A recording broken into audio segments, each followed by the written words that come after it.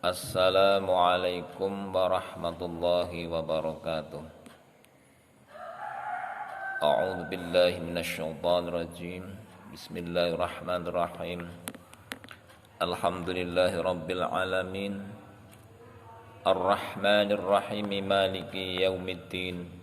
Iyyaka na'budu wa iyyaka nasta'in. Ihdinas shiratal mustaqim. Shiratal ladzina an'amta 'alaihim ghairil maghdubi 'alaihim waladdallin. Amin. Asyhadu an la ilaha illallah wahdahu la syarikalah wa asyhadu anna Muhammadan abduhu wa rasuluh. Allahumma shalli wa sallim wa barik ala sayyidina Muhammad wa ala ali Muhammad. Qala Allah ta'ala fil Qur'anil azim. A'udzu billahi minasy syaithanir rajim. Bismillahirrahmanirrahim.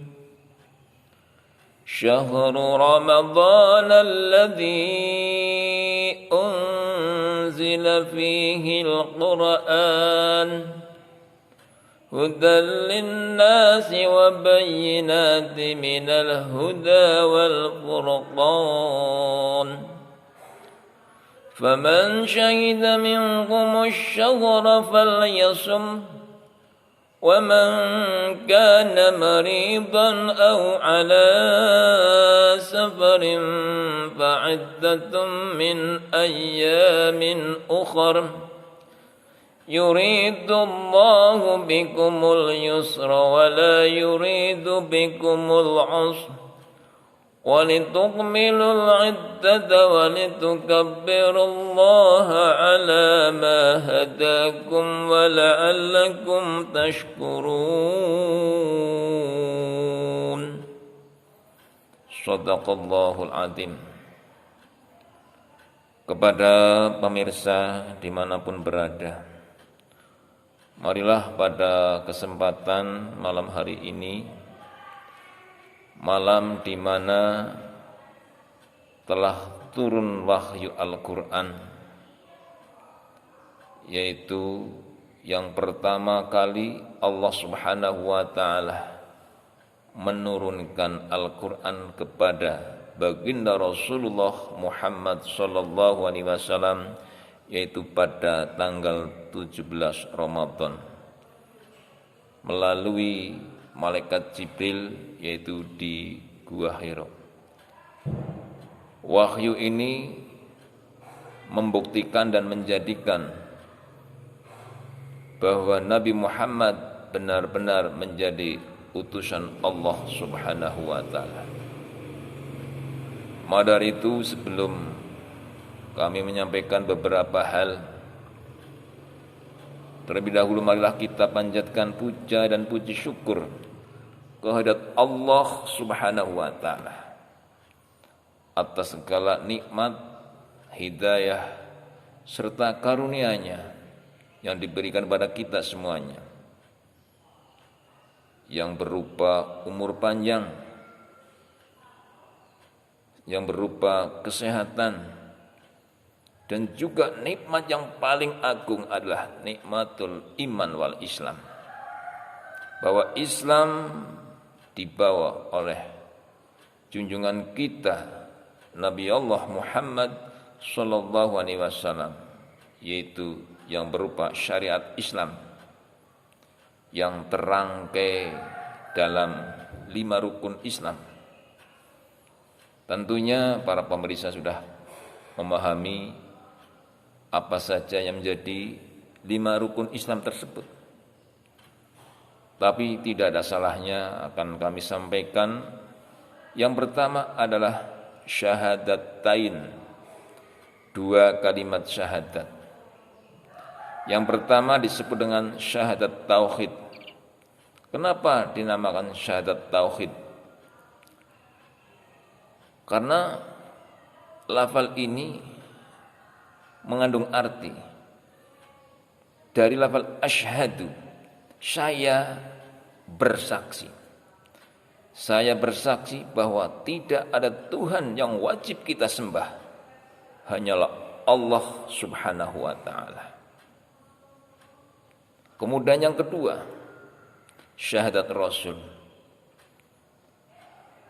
yang menyaksikan bahwa saya bersaksi bahwa tidak ada utusan selain Nabi Muhammad sallallahu alaihi wasallam. Hal itu yang menjadi pondasi dalam Islam. Kemudian yang kedua adalah mendirikan sholat. Sholat apa saja yang harus kita lakukan sebagai seorang muslim? Tentunya para pemirsa juga sudah paham. Yang terdiri dari 17 rakaat yang dibagi dalam 5 waktu. Yang pertama, sholatus subhi. Kapan itu sholat subuh dilaksanakan? Yaitu setelah terbitnya fajar shidik. Kita diwajibkan untuk menunaikan sholat subuh. Kemudian yang kedua, setelah tergelincirnya matahari, yaitu yang disebut dengan sholat zuhur. Kemudian yang ketiga, sholat asar. Kapan itu sholat asar dilaksanakan? Yaitu setelah terjadinya bayangan sama ditambah sedikit. Kemudian yang keempat, sholatul maghrib. Kapan sholat maghrib itu dilaksanakan? Yaitu setelah terbenamnya matahari. Kemudian yang terakhir adalah sholatul isya, yaitu dilaksanakan setelah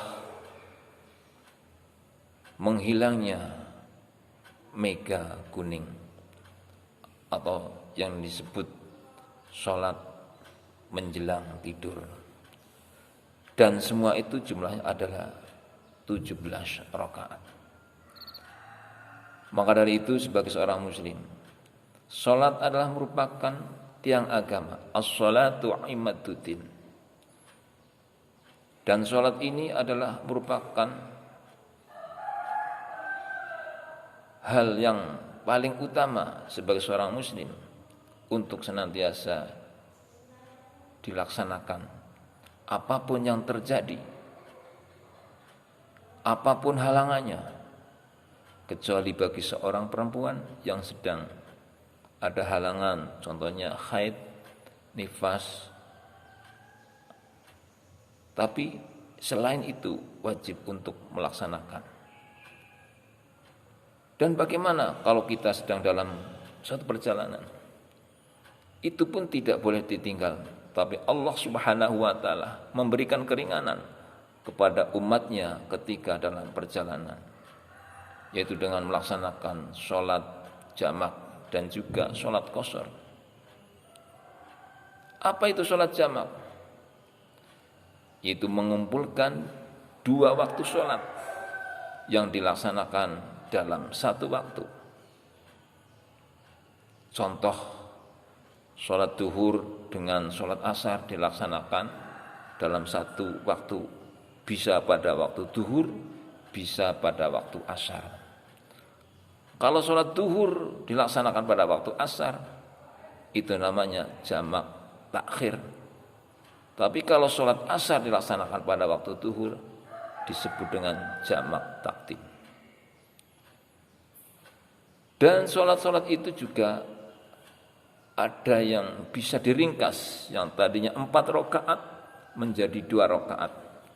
Antara lain sholat duhur, kemudian sholat asar, dan juga sholat isya. Yang tadinya 4 rakaat bisa menjadi 2 rakaat. Itu yang disebut dengan sholat qashar. Tapi jangan salah dalam menggabung sholat. Ada jodohnya masing-masing. Duhur dengan asar, maghrib dengan isya. Jangan maghrib dengan asar. Itu keliru. Harus paham dengan aturan-aturan masalah kaifiyah dalam menjalankan sholat jamak dan qasar. Itulah keringanan Allah Subhanahu wa taala yang diberikan pada umatnya, bahwa sholat tidak boleh ditinggalkan kapanpun, dimanapun, dan bagaimana keadaan pun. Jangankan kita yang masih sehat, masih kuat, orang yang sudah hampir sekarat, tapi nafas masih empis, masih bernafas, itu pun masih berkewajiban. Dan bagaimana caranya? Tentunya orang yang masih sehat menuntun pada orang yang sedang sakit. Bagaimana misalkan orang tua kita sedang sakit, tentunya disucikan bila mana kena najis, kemudian dituntun untuk berwudu atau dengan tayamum. Setelah itu untuk melaksanakan sholat. Itulah sholat. Dan sholat ini adalah merupakan amal yang paling utama dan pertama kali oleh Allah Subhanahu wa taala dihitung, dipertimbangkan atau dihisab. Dalam hadis Rasulullah sallallahu alaihi wasallam bersabda, Bismillahirrahmanirrahim. Awwalu ma yuhassabu bihil 'abdu yawmal qiyamati as-shalah. Faman saluha saluha sa'iru 'amalihi, faman fasadat fasada sa'iru 'amalihi. Bahwa pertama kali amal ibadah yang dihisab oleh Allah Subhanahu wa taala adalah salat. Jika salatnya baik, maka semua amal perbuatan akan menjadi baik. Demikian juga sebaliknya, bila amal salat kita jelek atau rusak, maka semua amal ibadah akan jadi rusak. Na'udzubillah summa na'udzubillah. Maka dari itu, hamba-hamba atau rekan-rekan, teman-teman dan saudara-saudaraku dimanapun berada, yang saya banggakan dan semoga kita dirahmati oleh Allah Subhanahu wa taala. Sekali lagi masalah sholat, mari kita laksanakan dengan sepenuh hati, dengan penuh keikhlasan. Semoga amal ibadah kita nantinya akan diterima di sisinya. Amin Allahumma amin. Kemudian yang ketiga adalah membayar zakat. Itu juga kewajiban bagi seorang muslim yang telah memiliki harta yang mencapai 1 nisab dan telah mencapai khol. Apa itu nisab? Nisab adalah batas kepemilikan harta yang wajib dizakati. Kemudian apa itu khol? Batas kepemilikan sampai 1 tahun. Jadi nisab dan khol itu berlaku untuk zakatul mal. Contohnya kita punya kambing, punya 100 ekor kambing, maka wajib dikeluarkan zakatnya. Kemudian mempunyai sapi atau kerbau 30 ekor, itu juga sudah wajib mengeluarkan zakat. Kemudian memiliki simpanan emas atau perak yang sudah mencapai batas waktu 1 tahun, juga sudah wajib mengeluarkan zakat. Berapa zakat emas bila mana kita memiliki emas? Nisabnya emas adalah bila mana kita memiliki simpanan emas mencapai 96,3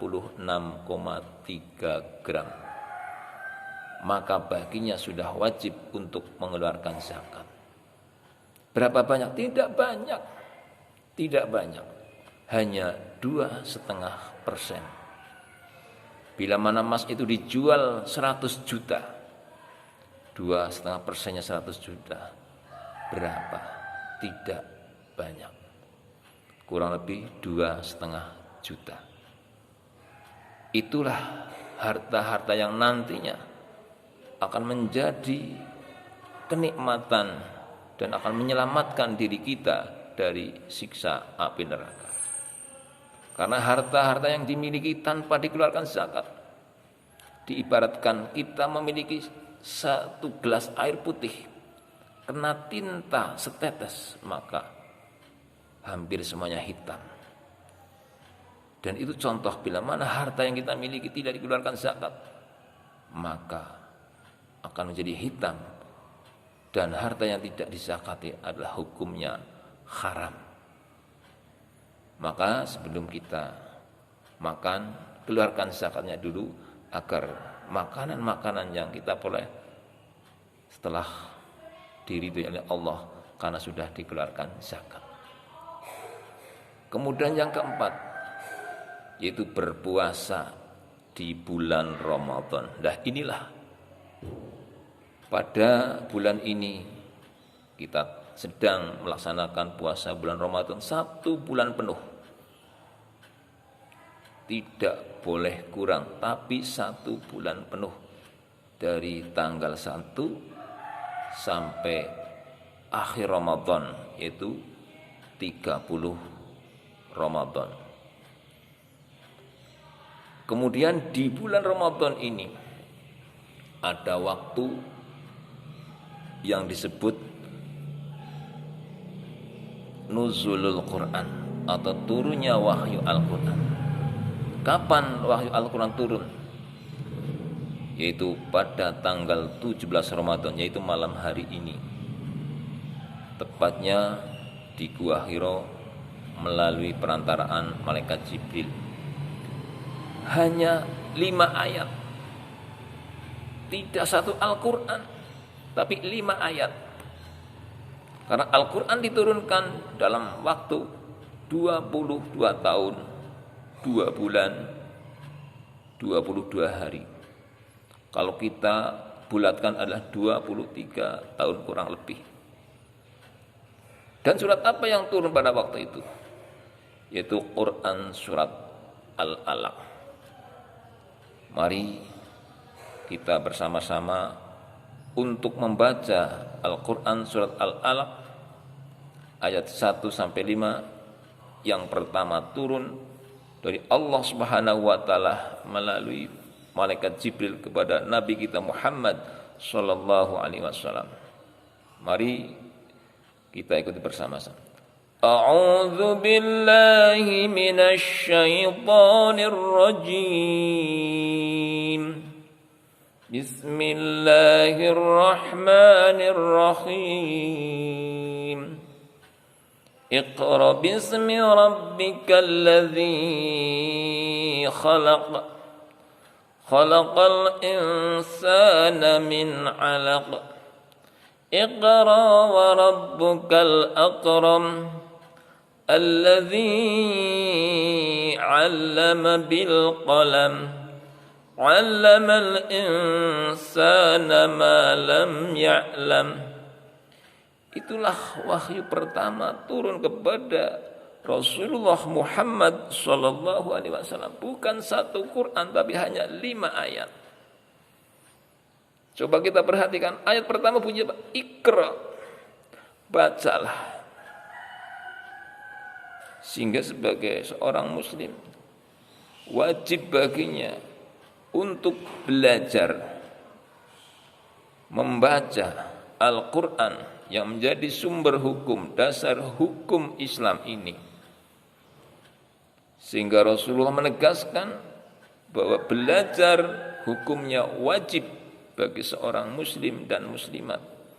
Tidak hanya sesaat, tidak sampai tua saja, tidak pada masa usia sekolah saja, tapi minal mahdi ilal lahdi. Dari ayunan sampai ke liang lahat. Sebelum kita menghadap Sang Khalik, maka menuntut ilmu hukumnya adalah wajib. Seperti dalam hadis disebutkan, talabul ilmi fariidatun ala kulli muslimin wal muslimat. Menuntut ilmu adalah wajib bagi seorang muslim dan muslimat. Kepada semua pemirsa yang dirahmati Allah Subhanahu wa taala. Jadi di bulan Ramadan ini adalah bulan di mana Al-Qur'an turun kepada Rasulullah sallallahu alaihi wasallam. Seperti yang disebutkan dalam Quran surat Al-Baqarah ayat 185. A'udzu billahi minasy syaithanir rajim.